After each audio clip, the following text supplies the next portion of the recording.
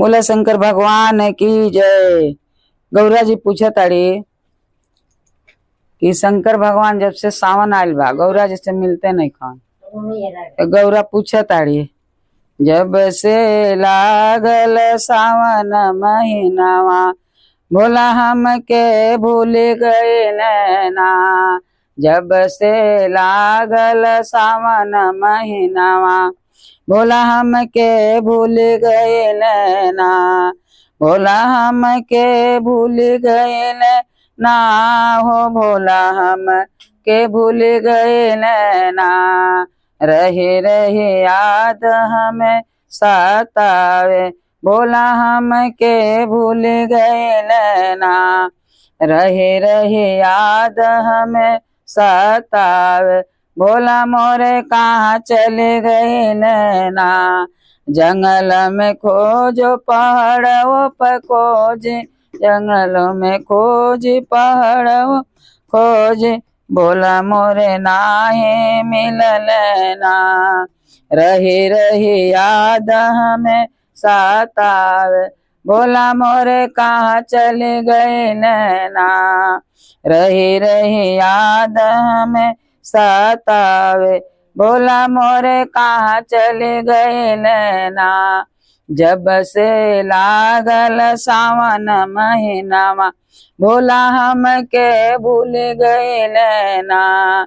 जब से लागल सावन महीनावा भोला हम के भूल गए नैना। मंदिर में खोजे मस्जिदियों में खोजे मंदिर में खोजे मस्जिदियों में खोजे भोला मोरे नाहे मिलल ना।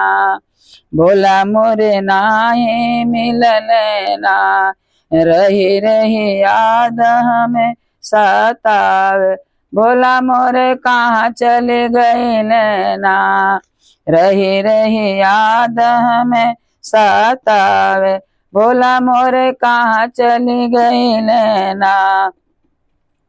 कार्तिक पूछे गणेशो पूछे कार्तिक पूछे गणेशो पूछे पिताजी कहाँ चले गए नैना।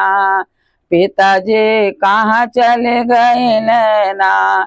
जब से लागल सावन महीनावा भोला हम के भूल गए नैना।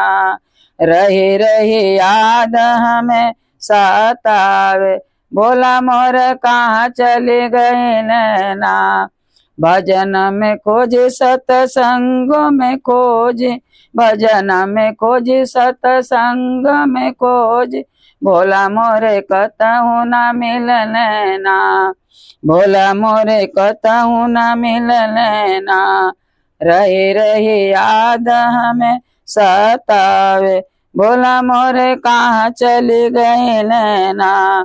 जब से लागल सावन महीनावा याद कबहु ना हम के कैल याद कबहु ना हम के कैल। नैना हरदम रोवत बाटे नैना हरदम रोवत बाटे। रहे रहे याद सतावे ना। नैना हरदम रोवत बाटे रहे रहे याद सतावे ना। जब से लागल सावन महीनावा भोला हम के भूल गए नैना। जब से लागल सावन महीनावा भोला हम के भूल गए नैना।